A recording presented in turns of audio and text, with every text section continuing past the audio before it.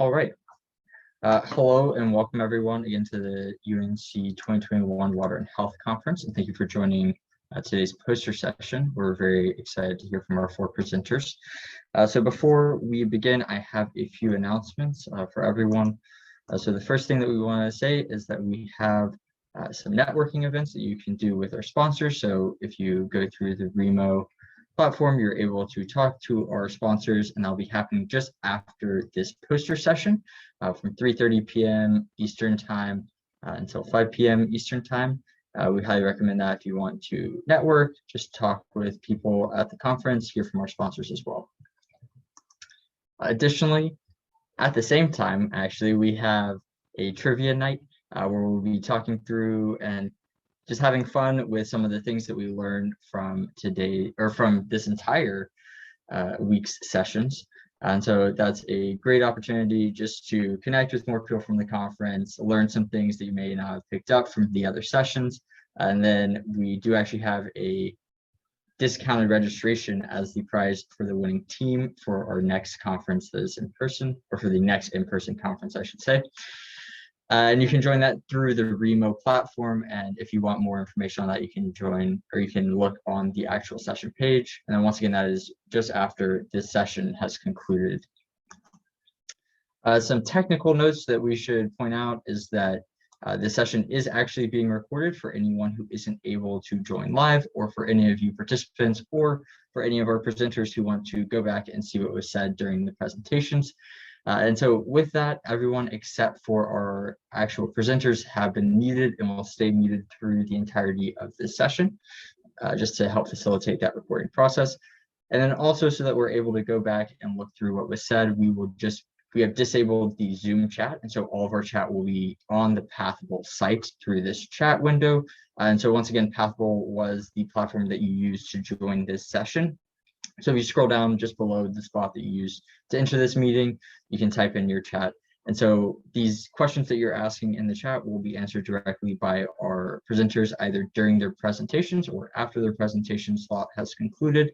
So we highly recommend that while they're presenting, you can start putting in any questions that you have.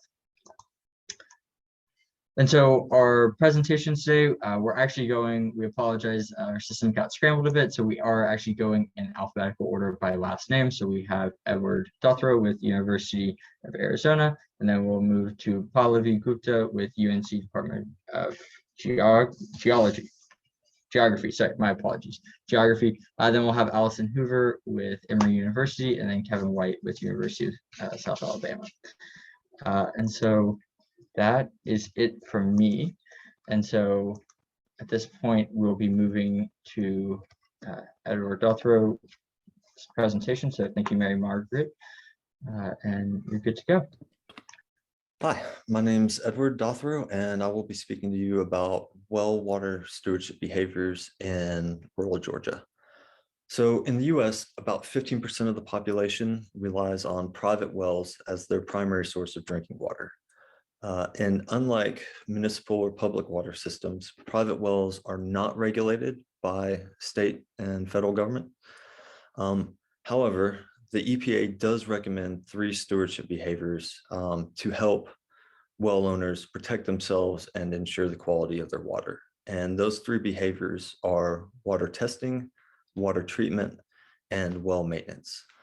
So the aims of this study, amongst others, were to evaluate 2 policies aimed at increasing stewardship behaviors. And those policies are education and the provision of household water treatment systems. And additionally, we wanted to identify the barriers and facilitators to the use of water treatment systems. So to do this, we implemented a 4-group RCT. So group 1 received an education intervention, and the education consisted of brochures and fact sheets that were developed by the Georgia Department of Public Health and the EPA. Group 2 received an activated carbon faucet filter. Group 3 received both the education and the water filter. And then group 4 served as a control group.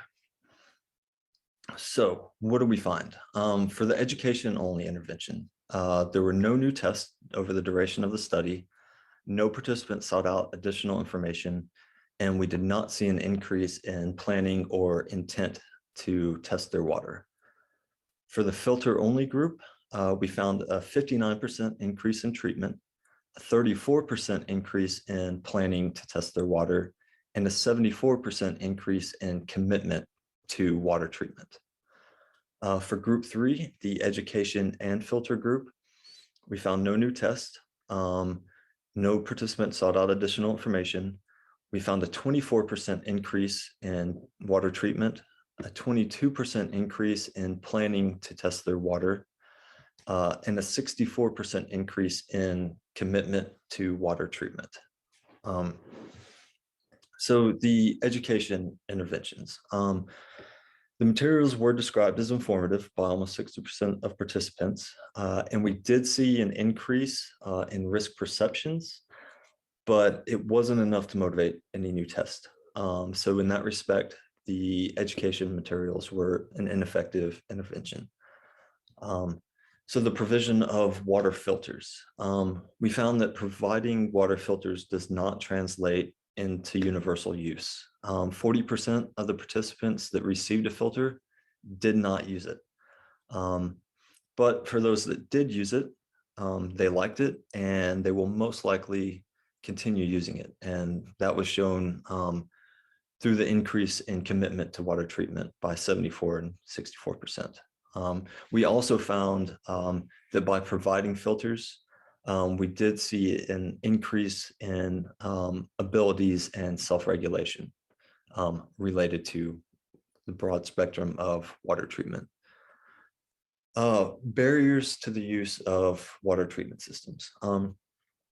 So 2 themes came out of this. So we found that knowledge is a major barrier, and that includes technical knowledge, which is like how the filters work, what they actually do, what contaminants they remove, and then also a lack of environmental health knowledge.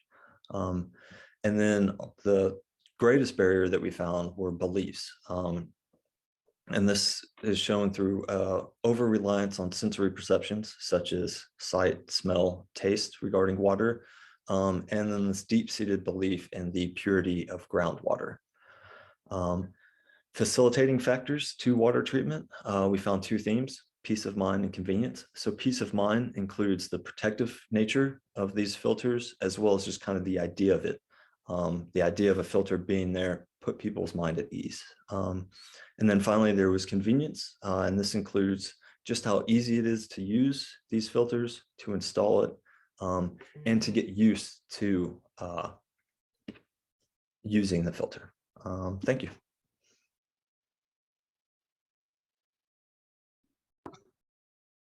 So yeah, thank you for that, Edward. And so at this point, we're going to move into Q&A. So if any of our guests have questions that they want to ask, this is the time for you to put that in the chat in Pathable. So I'm monitoring that chat. And so I'm going to start us off with a couple of questions that I had. So Edward, once again, thank you for that great presentation.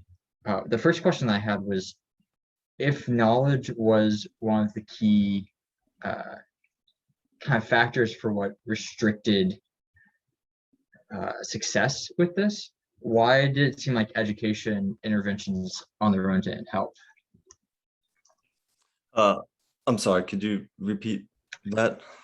Yeah, so you had said that one of the kind of preventative factors was that knowledge kind of how the water systems were working and how the filters worked. And so if that seemed to be one of the big barriers, was there a reason why you think that the education intervention didn't kind of solve that? Yeah, so typically, again, the brochures and fact sheets that we use to, were developed in, especially from the Department of Public Health, that are available at your local health departments. They're short, right? They're not overly in depth. It's just like, hey, test your water annually, look for pH, nitrates, bacteria. You should probably treat your water, and these are potential contaminants. So in that respect, it's not, personally, I don't really feel that it's really true education as to why. It's just like, go do it.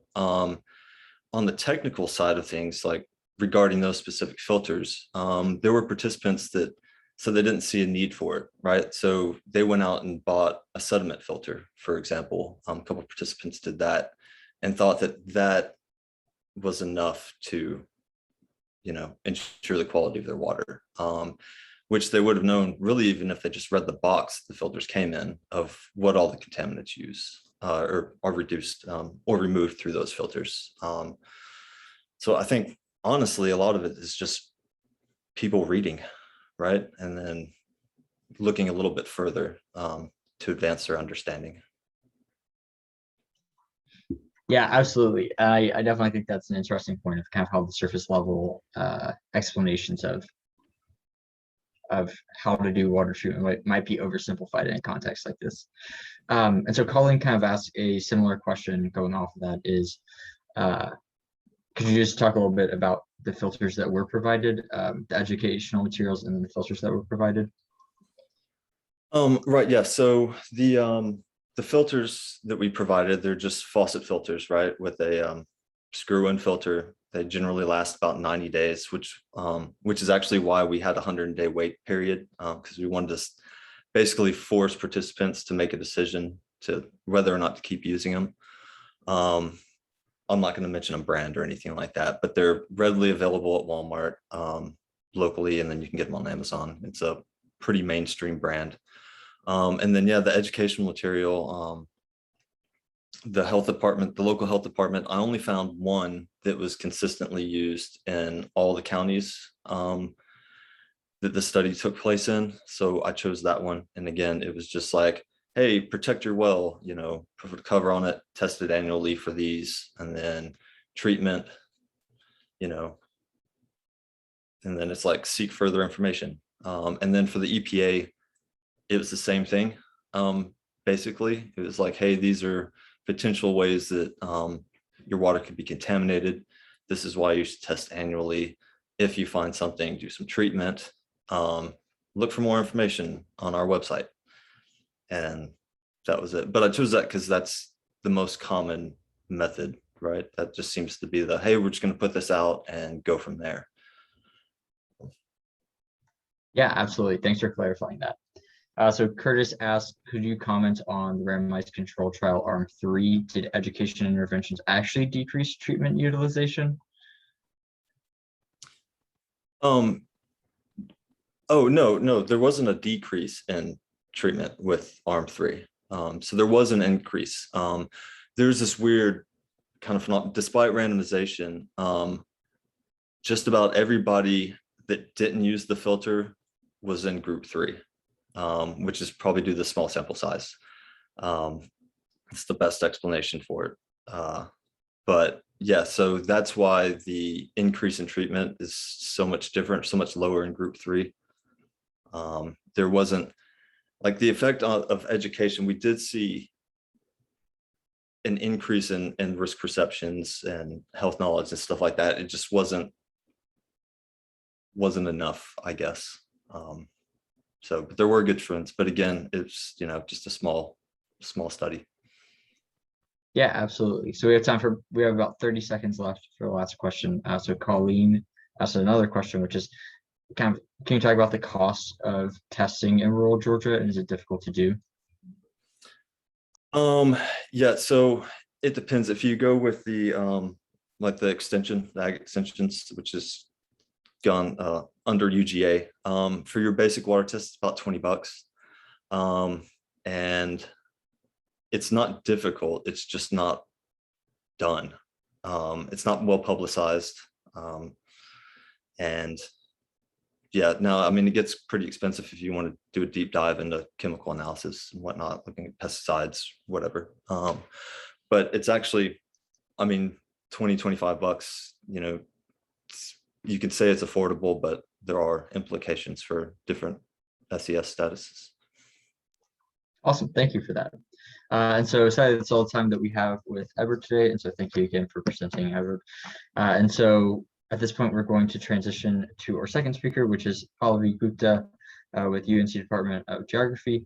And so I see the slides already. And one quick note, So Edward, you do have some outstanding questions in the chat if you want to answer those. And again, to our attendees, if you want to continue putting questions in the chat, that'd be great.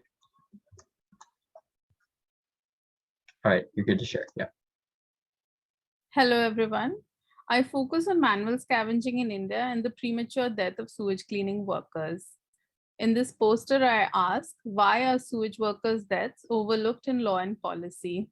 And what are the spaces for cleaning workers within policies on cleanliness? The Government of India launched the Clean India campaign in 2014, which is now in its second phase. Even though the Clean India campaign prioritizes cleanliness, it remains silent on the working conditions of the cleaners, who hail mostly from marginalized caste. Every year, several hundreds of workers die trying to unclog sewages in India. They are engaged in what is called manual scavenging, which is the manual cleaning of human excreta from dry latrines and sewers. Now, manual scavengers include sewage and septic tank cleaners. These workers enter the sewer and septic tanks to unclog them and die due to asphyxiation, resulting from exposure to dangerous gases such as hydrogen sulfide, methane, carbon dioxide, and ammonia. I argue that the intersection of caste, labor, and capitalism leads to absence of cleaning workers in policies and cleanliness. Further, I argue that the recognition of sewage workers comes forth only upon their death. I undertook content analysis of relevant policy documents published by the Government of India, parliamentary discussions and questions raised on sewage deaths, reports published by nonprofits advocating for the cause of sewage cleaning workers. In addition, I analyzed material such as the annual report of the statutory body, the National Commission of Safai Karamcharis, the Prohibition of Employment as Manual Scavengers in the Rehabilitation Act 2013, and judgments on sewage deaths. Despite years of legislative and policy action, caste-based organization of cleaning-related labor continues unabated. Clean India campaign focuses on 5 aspects: individual household toilets, community and public toilets, open defecation-free cities, garbage-free cities, and solid waste management, but overlooks the workers who labor and die prematurely. Further, it is silent on the workings of caste. For me, the death of these workers exposes the underbelly of wash as conceptualized by the Indian state. Further, Dalit sewage workers face imminent death every time they enter the sewers without protective gear. Along with poor working conditions, there is poor implementation of laws. Manual scavenging is banned in India.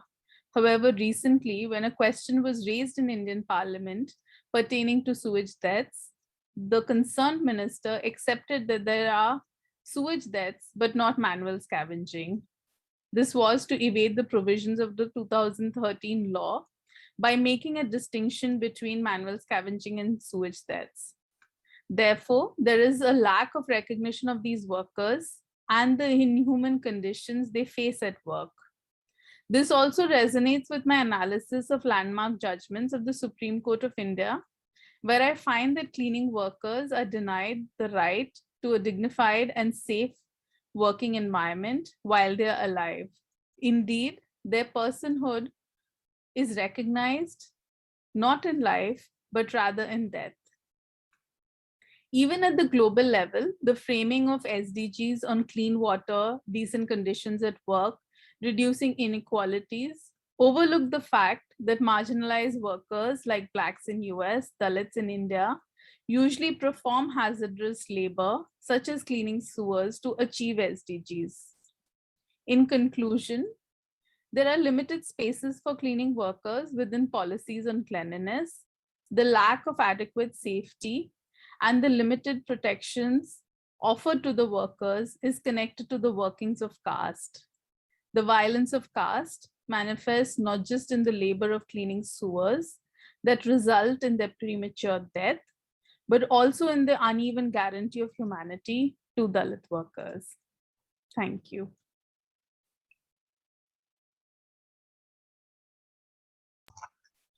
Thank you for that, Pallavi. And so once again, if attendees want to put in questions that they have for Pallavi in the chat, that would be great. So one question that I had was, so you talked a lot about kind of the national level legislation protecting sanitation workers. And so one question I had was, are there any kind of local level laws that you found in your analysis that do protect Dalits or these workers? Or is it largely that the national legislation defines what happens on a local level? Thank you for that question, Timothy. So in India, the way it works is that there are, at the local level, there are civil society organizations, and there are movements for protection and rights of sanitation workers.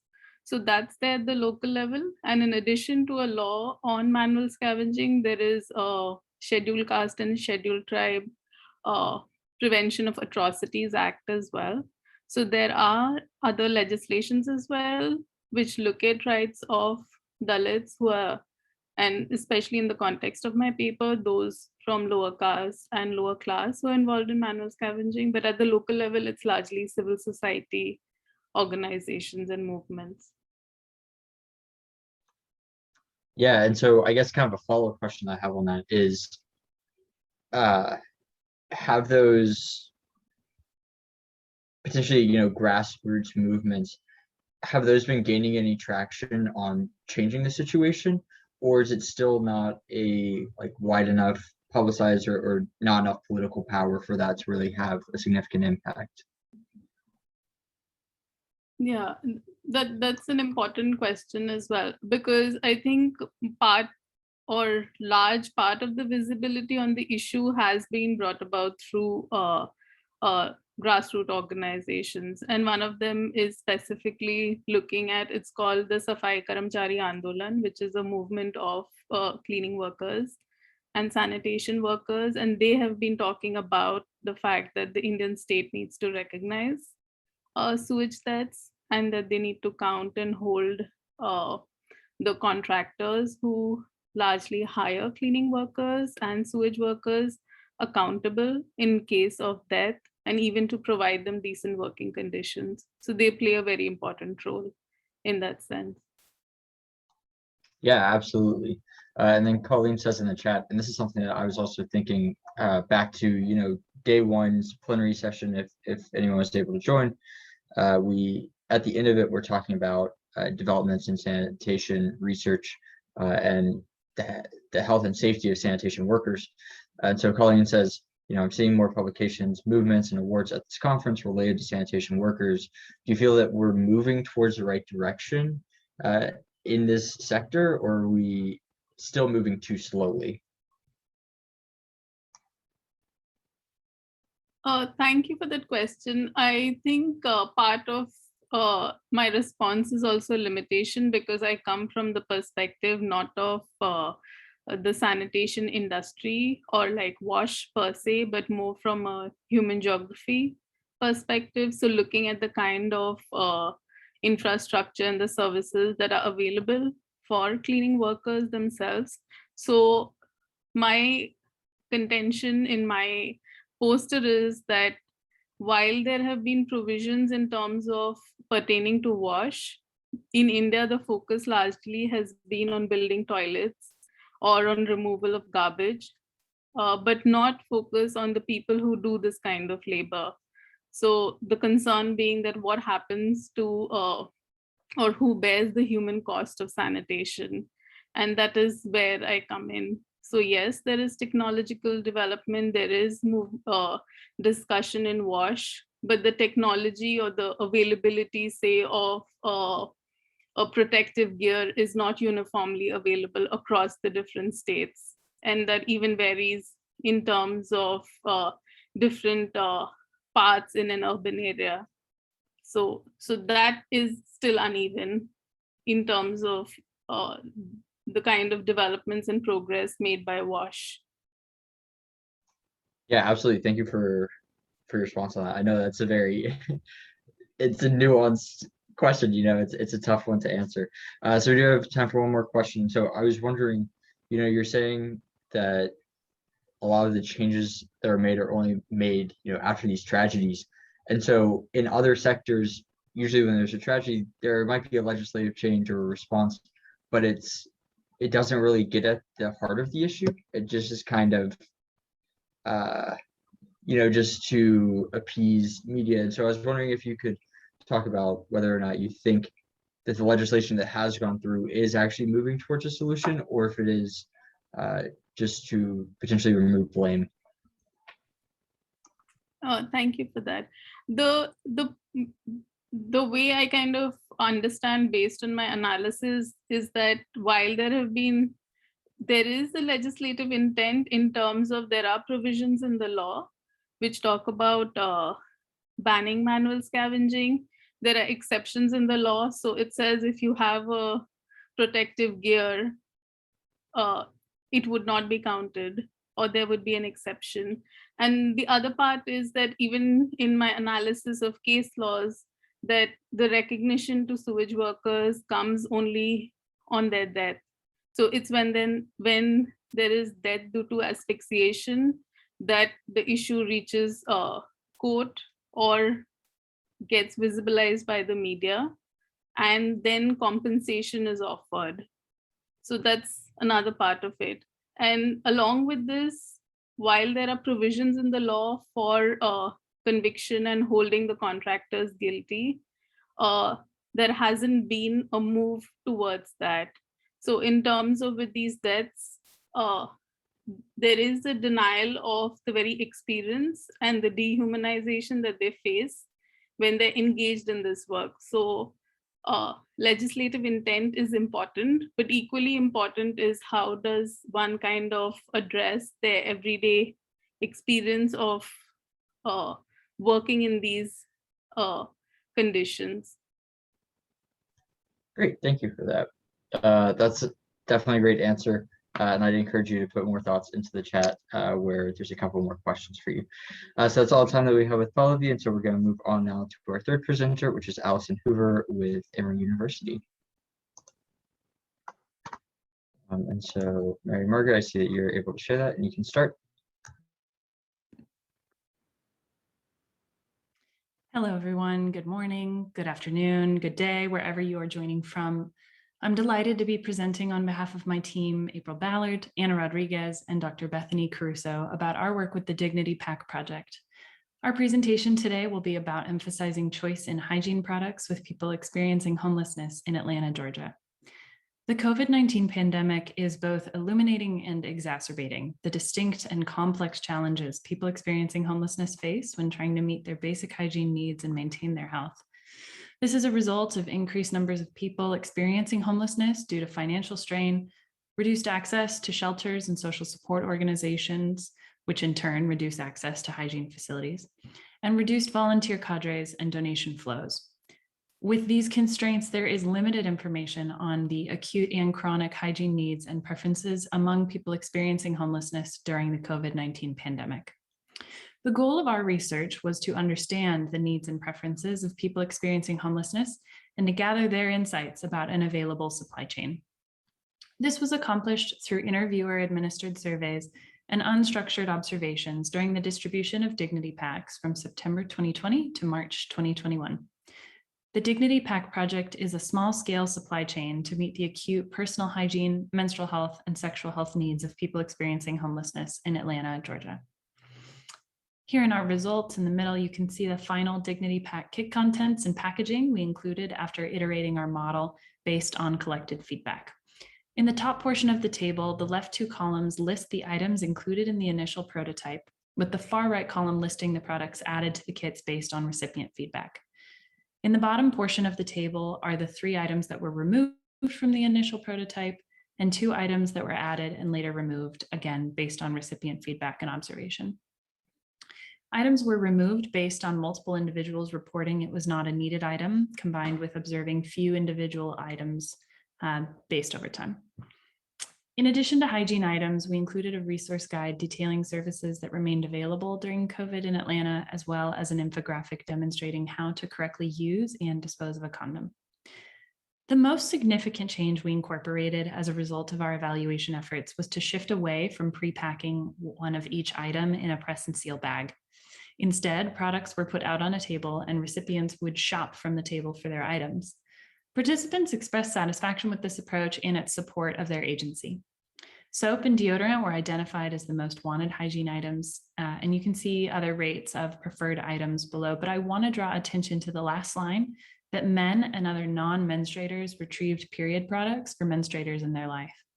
We also noticed that quite a few male-presenting individuals asked for deodorant that is commonly marketed to women, noting that it smelled better. Overall, the unpacked kit model we deployed was less wasteful, less labor-intensive, and more cost-effective. Collecting feedback from people experiencing homelessness, observing distribution, and collaborating with local organizations provided critical insights that improved our approach ethically, logistically, and economically.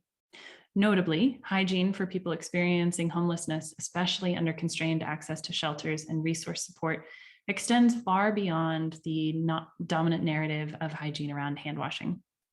Hygiene extends to oral health, menstrual health, body hygiene, and more. There are opportunities to reconsider the definition of hygiene, expand hygiene, and couple hygiene with other health needs, including reproductive and sexual health. Lastly, our findings emphasize the importance of understanding how people experiencing homelessness prefer to meet their hygiene and menstrual health needs, and making all products available to everyone, regardless of gender. The conclusion we draw from this research is that the pragmatic, humanistic approach taken by the Dignity PAC project can be replicated to ensure that critical, small-scale efforts, as well as larger-scale health programs, are not only effective at meeting the needs of people they intend to serve, but also do so in a way that elevates their agency and voice. Thank you. Please feel free to stay in touch via my email in the bottom right, or find us on Twitter and Instagram at DignityPAC, one word.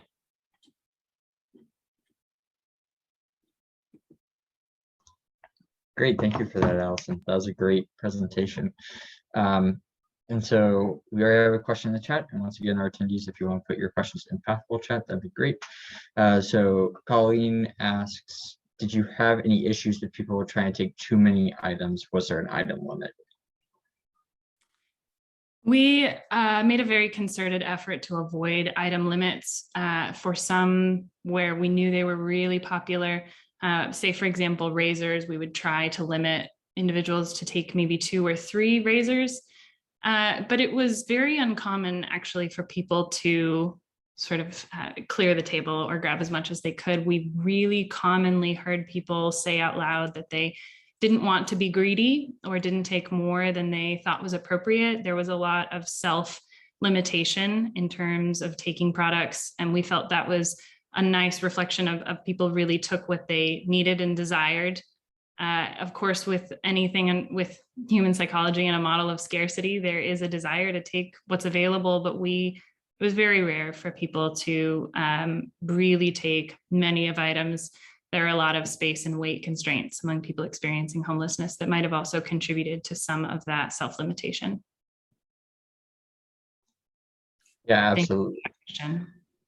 And Colleen asked a follow-up question, which is, were people embarrassed to take menstrual products or condoms? Thanks, Colleen.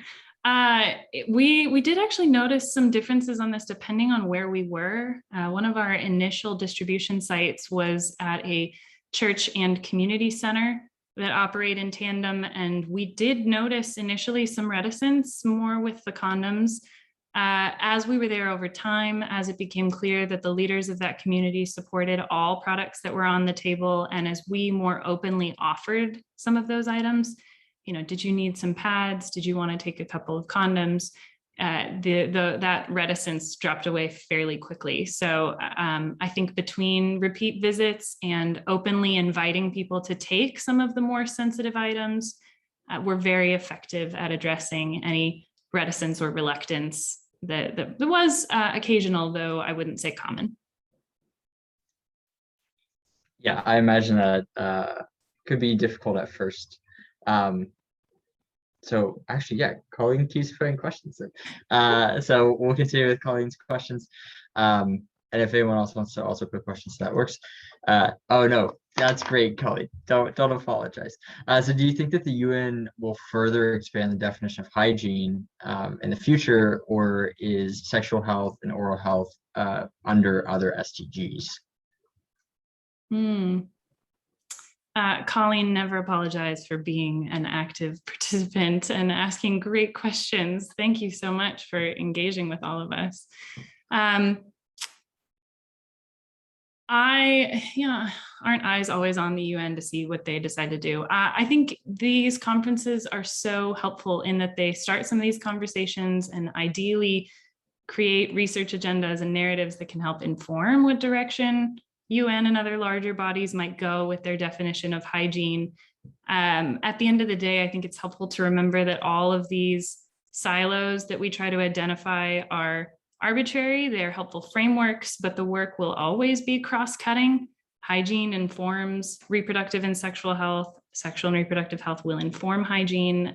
They will forever be interrelated, whether or not definitions explicitly mention them as intertwined.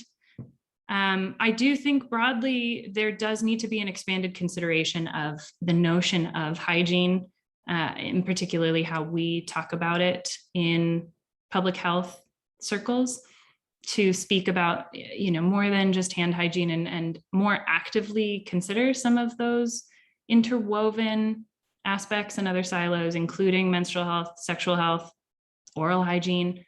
Certainly something we talk about a lot with people experiencing homelessness is their definition of body hygiene. It can be, body hygiene may not always be desired for reasons of safety. Dirt and filth can be a violence deterrent. So I think it's a great invitation to think about what we think of hygiene meaning. And when we promote hygiene, that does mean more than cleanliness, and it does mean more than hand cleanliness. So in a roundabout way, yes, I hope we do expand our definitions and discussions about hygiene at the UN level and all the way down to these great conference rooms. Yeah, absolutely. Well, that is all the time that we have for Alison. Thank you again for presenting. And I think that you may have one or two questions left in the chat for you if you want to respond to those. Thank you. And you can stop sharing. Yep. And so we're on to our last presenter, which is Dr. Kevin White with University of South Alabama. So Mary Margaret, if you want to start the video, that's great.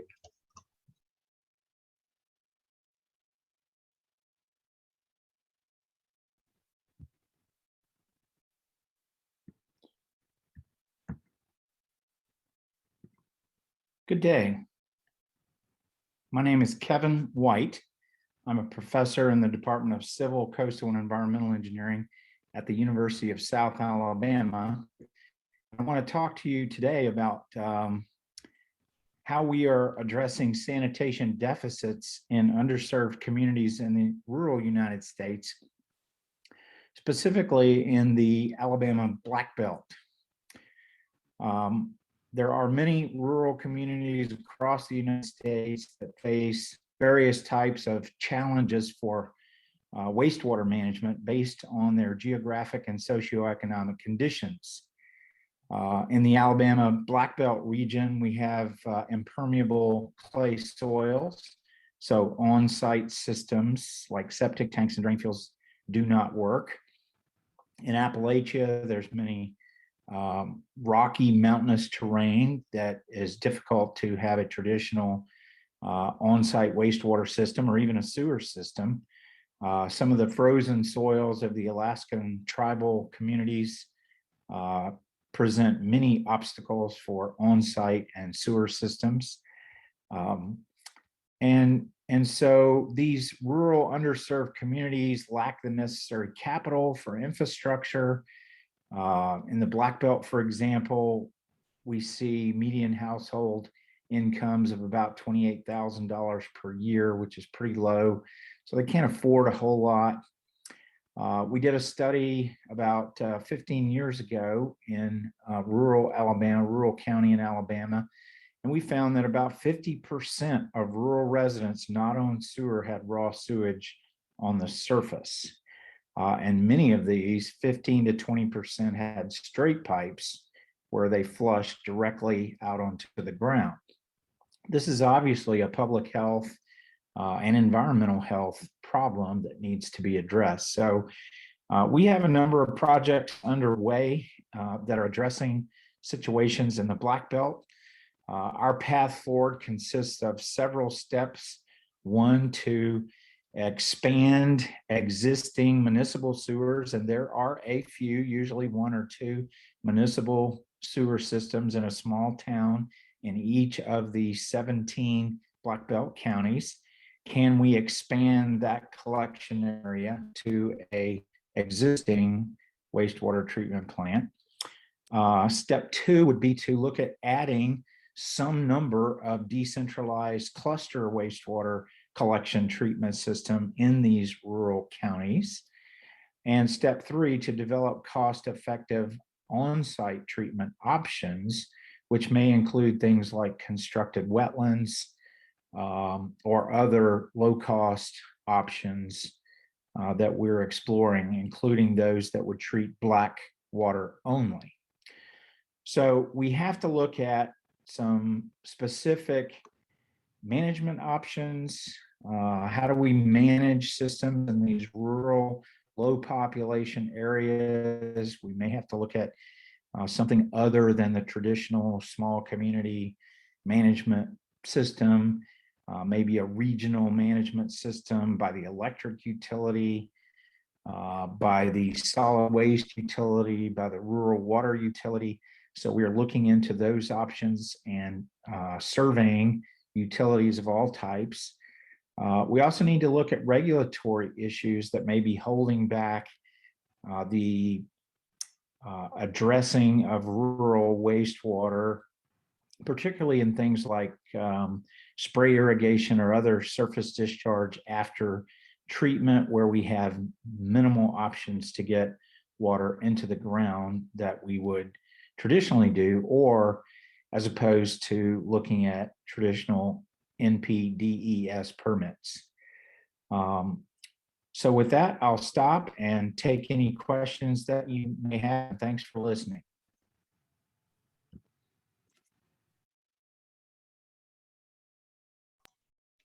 Right, thank you, Kevin. If you can try and unmute, I know that you had some difficulty joining.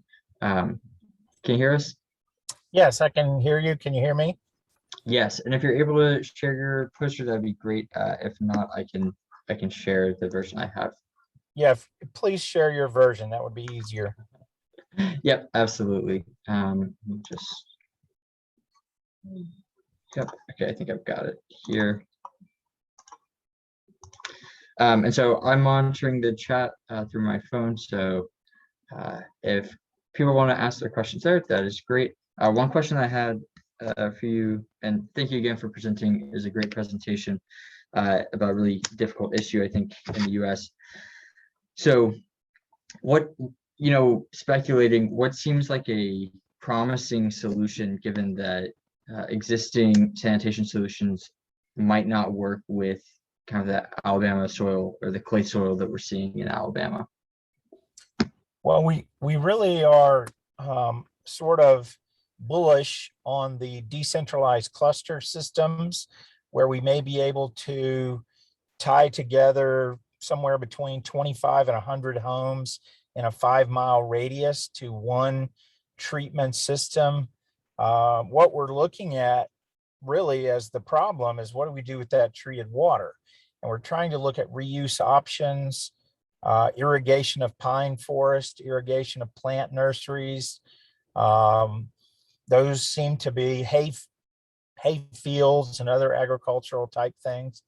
That seems to be the most promising. We're also exploring some what we would call deep well injection into an unused aquifer at some depth.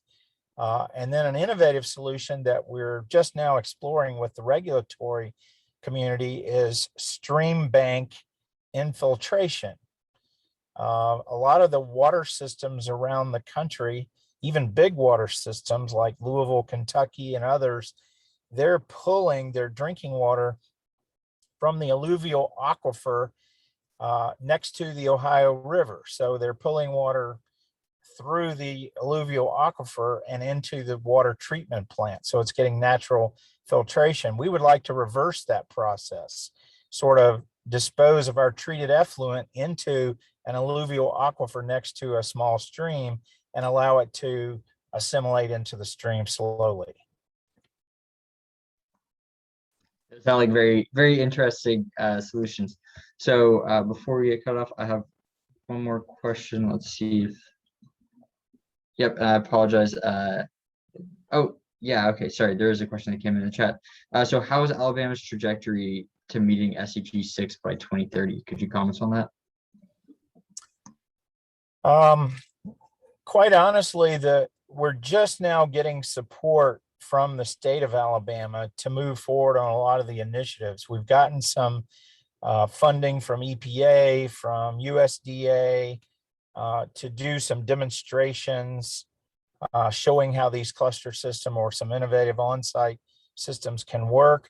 But we're also trying to develop policy recommendations for USDA and Congress and others that would make it much easier for small communities to access funding for capital projects, and maybe even to access operational and maintenance funding, at least in part, because that seems to be one of the biggest problems is not the capital money, but the O&M money. And when you have a rural situation and not many ratepayers, that makes the rates very, very high. And so if we could get some of these national funding agencies to actually subsidize some of the O&M costs long-term, it would make these systems much more sustainable. Yeah, absolutely. So I have a bunch more questions, but I will put them in the chat. Sadly, that's all the time that we have. Dr. White, thank you again for joining us. I apologize. Thank you. That we only got through a couple of questions. Just a quick reminder to all of our attendees, we do have the networking event that is just starting right now on the Remo platform. And then similarly, we have trivia night that is just starting right now. That will recap everything that's happened at the conference this week. So thank you all for joining, and thank you once again to all of our presenters, and thank you to our audience as well for asking great questions. Please have a great rest of your day, and we hope that you've had a great time with the conference.